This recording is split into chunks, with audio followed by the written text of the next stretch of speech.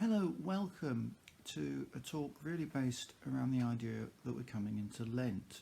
Now, Lent obviously is just a churchy thing. Society doesn't usually do much about Lent. In fact, society's now got its own Lent. I don't know if you picked this up in January where people were dieting by maybe fasting for a day a week or something like that, or 2 days a week, whether they were cutting out alcohol in January and this sort of thing. So that's a sort of sense of self-deprivation, but the reason for the self-deprivation was essentially to boost your health. That was the point of it.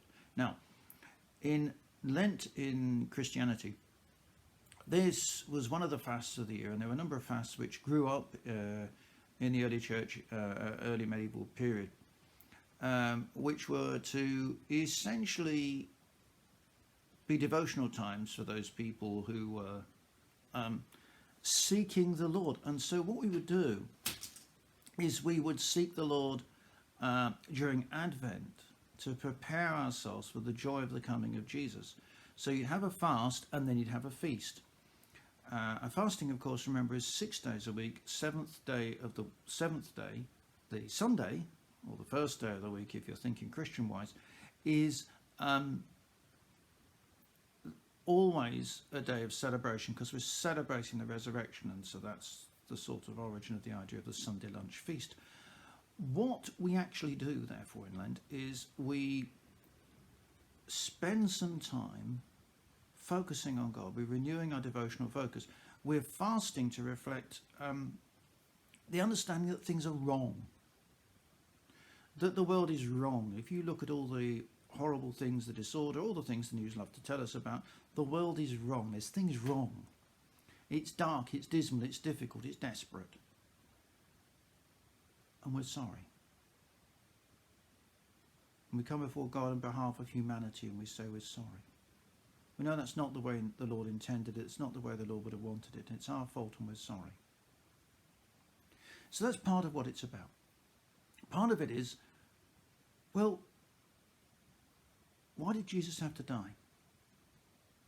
Jesus died because of our sin. He took the punishment for our sin upon himself on the cross. He chose to do that out of his love for us. But if we'd not sinned, he wouldn't have had to do it. And we're sorry. And we know we still sin. It's not like, that issue has been dealt with in our lives. None of us are perfect. And we're sorry. And so that's very much part of what we do in Lent. That's part of the devotional emphasis. But there's more. And part of that more is that what happens in Lent is that we are fasting and we're praying and we kind of expect God to respond. Now, we expect God to respond in two ways.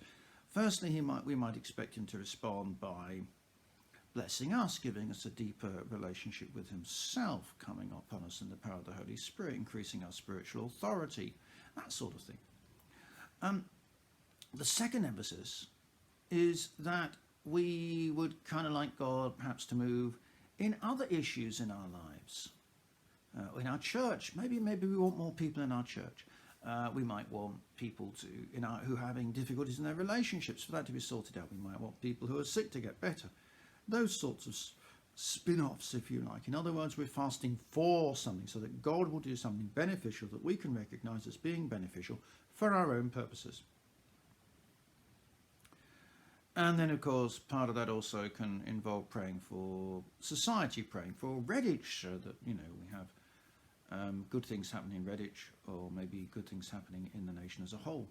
So there's that element to it as well. Now, how we do that, and this is an interesting one.